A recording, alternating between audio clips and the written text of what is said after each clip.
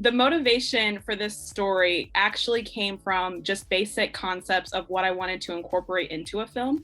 So I knew that I wanted color, really nice coloring. So I knew I wanted blue and red color. And we knew that we wanted it to take place somewhere on or around a train. So those were the main ideas we had. And then from there, we just started bouncing off story ideas of what we thought would work the best.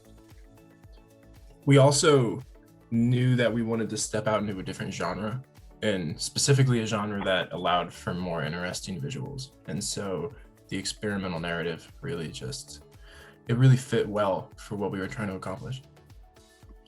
The biggest difficulties were probably the VFX shots.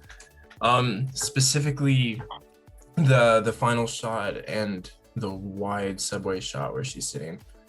I started work on that specific 5-second shot weeks before we even started filming, just to make sure that like we knew it was possible. And so it was just a matter of like finding out the techniques that worked, going through rough draft to eventually having like an almost completed version of the shot by the time that we actually did in fact shoot it. That way we knew that it was easy to accomplish or possible to accomplish.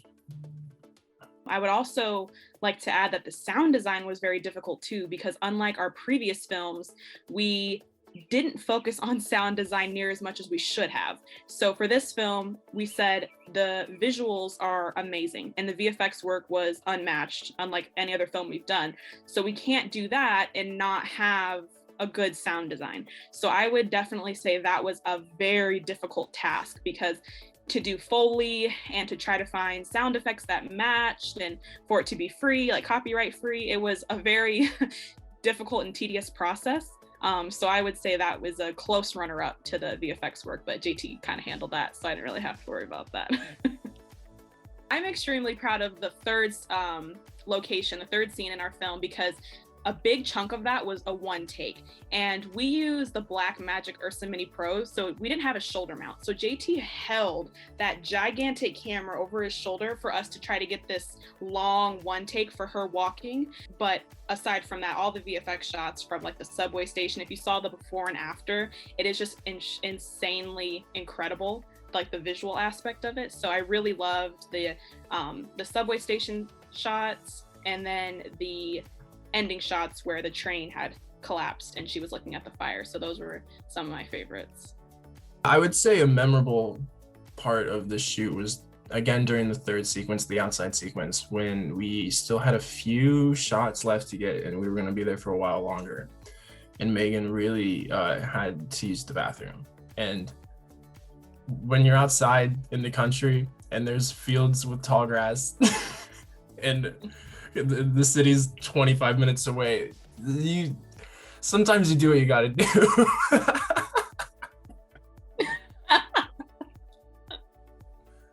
So yeah, there also might have been a car that drove by, but that's neither here nor there. I think this is it's kind of like it's a time capsule a little bit, because it shows the best of my ability at one point in time. And I hope that now I'm better than I was when I made it, but when I made it, and I still think in a lot of ways it's some of the best work I've ever done. I would just say it really represents our creativeness and our aesthetic. We tend to have a very distinct aesthetic that people tend to point out, but for this film, I really believe we went above and beyond that, and we tried to step out of our comfort zone and create something that not only we hadn't done before, but a film that we had never seen before. So I would definitely just say I'm very proud of this film, and it represents, to me, I can speak for myself, I think it represents my range of creativeness and what I can create and what I can accomplish.